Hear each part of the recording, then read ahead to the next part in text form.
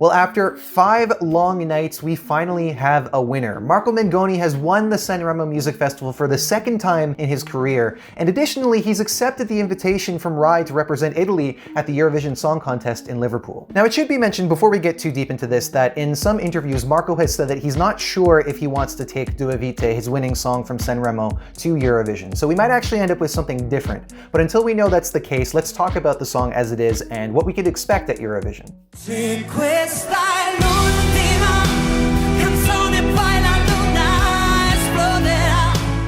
Those of you who followed the selection from the very early days would know that Marco entered this edition of Sanremo as a pretty big contender to win. That's most likely due to the fact that he's a pretty big artist and has already won the festival once before. And from the time of that first announcement, there were really no reasons to doubt the possibility of a win for him. It was very much in reach. The members of the press that got first access to all the Sanremo songs had very positive things to say about it, and they even said that it sounded like a winner. Then when we saw the song debut on the first night, Marco delivered a very impressive performance, and he just maintained his lead from there. Given the caliber of music that we see at Sanremo, it is a pretty impressive feat to hold the #1 spot from the first night to the last. Even when I think of last year, when Mahmood and Blanco were also entering the festival as very likely winners, when we saw the first round of voting, it was actually Elisa who came on top, and she was seen as the next most likely to win. In this case, there were some concerns when Ultimo had a big jump in the ranking after the third night, but Marco was always first, and I think deservedly so. With respect to the song itself, if you saw my first video about the festival, you might remember that I said that this one sounds very much like a Sanremo ballad.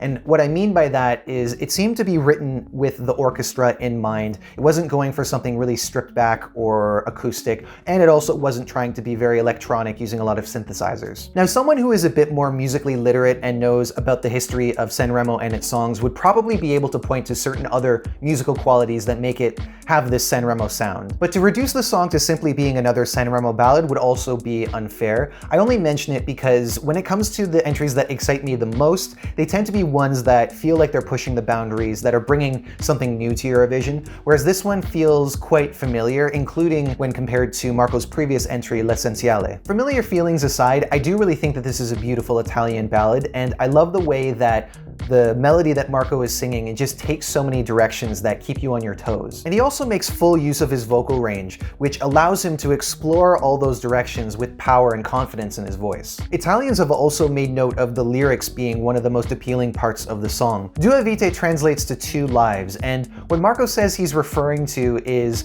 his subconscious life and his waking life, how those 2 things relate to one another, and what we can learn about ourselves by being in tune with them. Might not be exactly like that, he might describe it in other words, but it's to that effect based on what I can see, and I feel like the music really supports that as well, having that dreamlike piano riff that repeats throughout much of the song. So as much as the aesthetic isn't really turning my world upside down or anything, I do really appreciate music with perspective, and learning that has definitely helped me appreciate the song even more. Now, with respect to Eurovision and how well Italy could be doing this year, we of course have to consider that this might not be the song that we get in the end.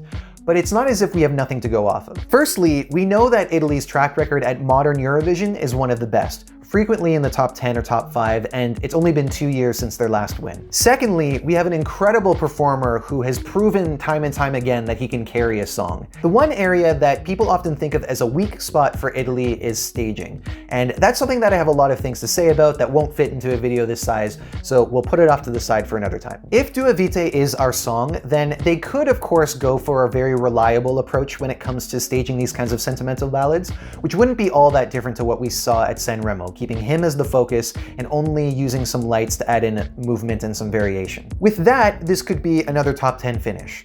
But I also feel like this could be taken a little bit further if they found the right director and went with something that's a bit lightly conceptual. To convey this idea of 2 lives within a single person, what I think would be really cool is to have 2 different aesthetics, a darker and more restricted one that reflects real life, and a more colorful and vibrant one to reflect the subconscious and dreaming. And then throughout the song, they could either alternate or the more colorful one could bleed into the darker and more bleak one as the song progresses. Maybe it doesn't have to be that literal, but it's just an idea. I think those are the kind of things that can help these messages get beyond the language. In any case, I don't think there's any reason to believe that this would be a different year for Italy where they would underperform. I think once again, they're bringing something that really has potential for a good score. And I hope that we find out sooner rather than later whether or not this is the song that we get for Italy. My feeling is that it will be in the end, but who knows. Until then, let me know in the comments whether or not you like this song or if you'd want to see a different one from Marco. Is this one that you would vote for? And if you haven't done so already, I would love if you subscribe to the channel so that we can keep talking about some of the other songs that we have selected and some of the ones that are yet to be selected. There's lots more coming your way. Thank you so much for watching, and I hope to see you on the next video. Ciao.